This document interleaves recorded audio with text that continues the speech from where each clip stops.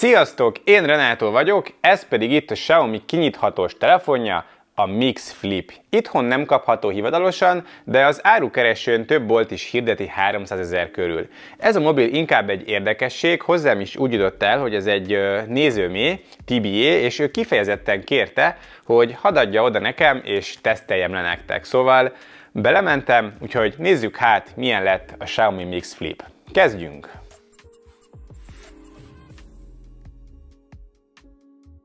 Kezdjük a kicsomagolással. A méretes dobozt kibontva felül találunk egy kisebb dobozt, ebben kapott helyet a SIM-kiszedő, pár kézikönyv, valamint egy védőtok a telefon alsó és felső részére is. Ez alatt van maga a telefon, Tibi ebben a fekete színben vásárolta meg, de van belőle egy lila szín is hölgyeknek. A telefon alatt pedig találjuk a töltőt, ami egy 67 wattos adapter, igen, itt még van töltő, mert ez egy 2024-ben megjelent telefon, illetve van egy töltőkábel is. Nos, nézzük a külsőt, ami igazából nem meglepő módon olyan, mint egy flip telefoné, nagyon hasonlít a Samsung Z Flipre, ami igazából a kinyithatós telefonok piacát uralja. Egyébként szerintem elég jól néz ki, és drága prémium telefon hatását kelti. Hogyha a telefon össze van csukva, egy hatalmas külső kijelző uralja a teret, ugye jó nagy kamera kivágásokkal. A telefon egyébként így csukott állapotban is majdnem teljes értékű telefonként használható. Anyagát tekintve alukeretet kapunk, a hátlap anyaga üveg, a hátlapi kijelző pedig Xiaomi Shield Glass karcálló üveg. A zsanért rozsdamentes acélból készítette el a Xiaomi, és hogyha már zsanér, elég finoman jár, és szinte bárhol megállítható, ez egy elég jó megoldás. Ami hiányzik, az a vízállóság, semmilyen víz- és porálló szabványt nem kapott ez a készülék, így azért vigyázni kell rá rendesen. Nézzük a külső kijelzőt, ez egy 4 hüvelykes, 1,5K-s OLED panel, szuperéles képpel, köszönhetően a 460 pixel per incses pixelsűrűségnek. 120 Hz a maximális képfrissítési rátája, 12 bites színmegjelenítést tud, 3000 nites max fényerővel bír, szóval ez egy elég top panel. Az egész fedlapot elfoglalja, és a kamerák fölötti részre widgetek tehetők, a nagyobb felületű részre pedig appok pakolhatók, amik így csukott állapotban is használhatók, ideértve a böngészőt, de akár a YouTube is megy így. Támogatja az Always On Display-t is. A belső kijelző egy 6,86 hüvelykes LTPO OLED panel, 120 Hz-es képfrissítési rátával, ugyanúgy 460 ppi-s pixelsűrűséggel, 12 bites színkezeléssel és 3000 nites csúcsfényerővel. A villódzásra érzékenyeknek is remek lesz, 2160 Hz-es PWM dimmingje van. A középen lévő hajtáscsík érezhető és észrevehető, de egyébként nem vészes. A megjelenítő remek képet ad, ez egy eléggé top panel, bármit nézünk rajta, gyönyörűen fog megjelenni. Egy rossz szó sem érheti ezeket a kijelzőket ebben a telefonban. A telefon biometrikus feloldása az oldalán található udanyomatolvasóval lehetséges, ami pontos és gyors. A hangzás terén pedig sztereó hangzást kapunk, kifejezetten jó hangminőséggel, hangos is és élettel teli, szóval tartalomfogyasztásra szuper ez a telefon.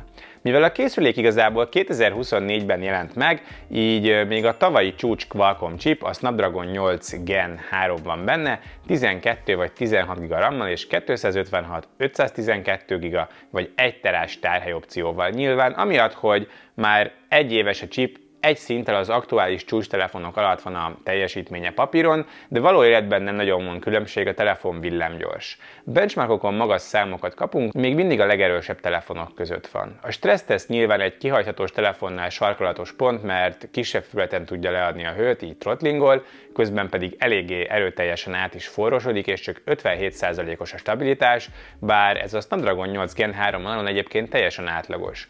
A forrósodás erős kamerahasználatkor is jelentkezik, és akkor érezhetően visszavesz a teljesítményből, nem tudja a hűtés kordában tartani ezt a telefont. Játszani azért lehet vele, bőven visz mindent max beállításon, de egy idő után ott is megfigyelhető a melegedés rendesen, szóval sok játékhoz nem ez a telefon kell, nyilván ebben a fizika miatt el van maradva a hagyományos telefonoktól. Adatkommunikáció szempontjából az eSIM-en kívül mindent megkapunk, van 7-es Wi-Fi, 5.4-es Bluetooth és NFC, valamint infra is, szóval a 2024 24-es mércével nézve mindenből a legfrissebb volt benne.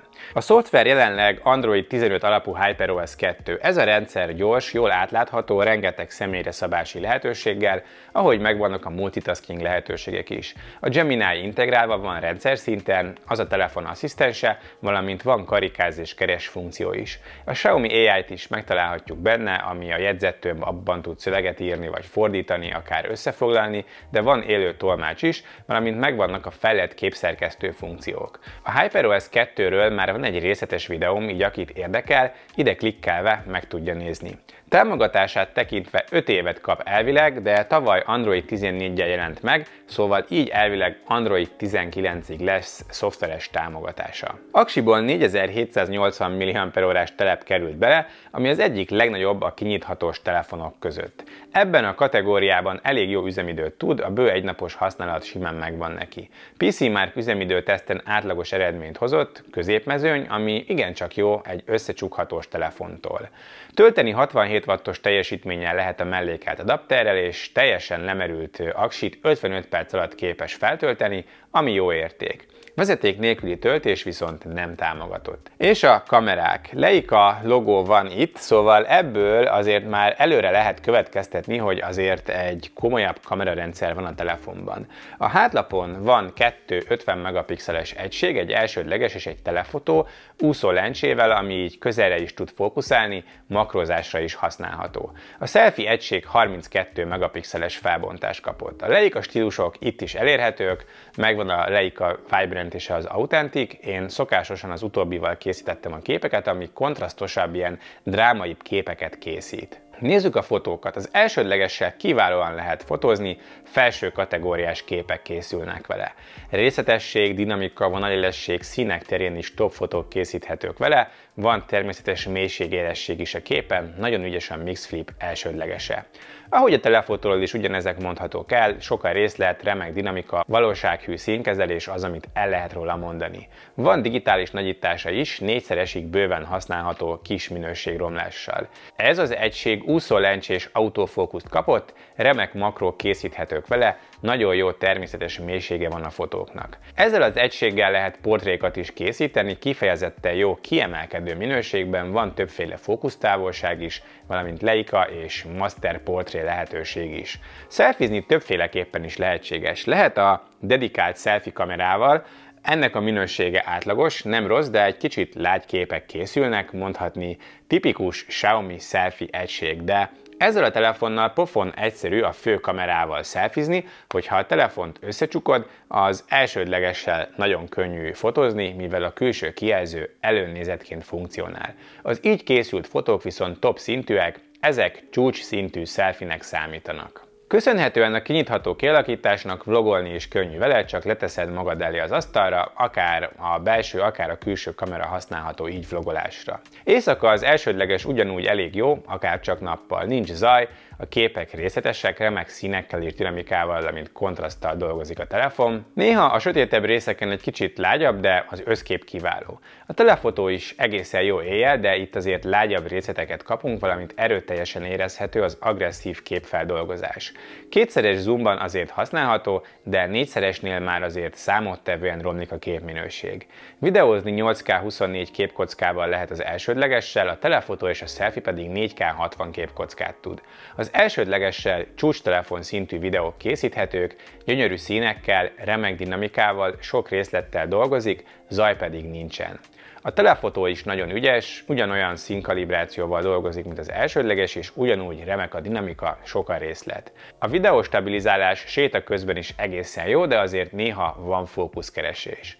Az éjszakai felvételek nagyon jók, sok a részlet és jó a dinamika, valamint a kontraszt is jó zajkezelés mellett. Telefotóra váltva azért a zajosodás elég erőteljesre vált, ott elvérzik, de a színek és a dinamika továbbra is jó, viszont éjjel érdemes inkább a remek elsődlegest használni.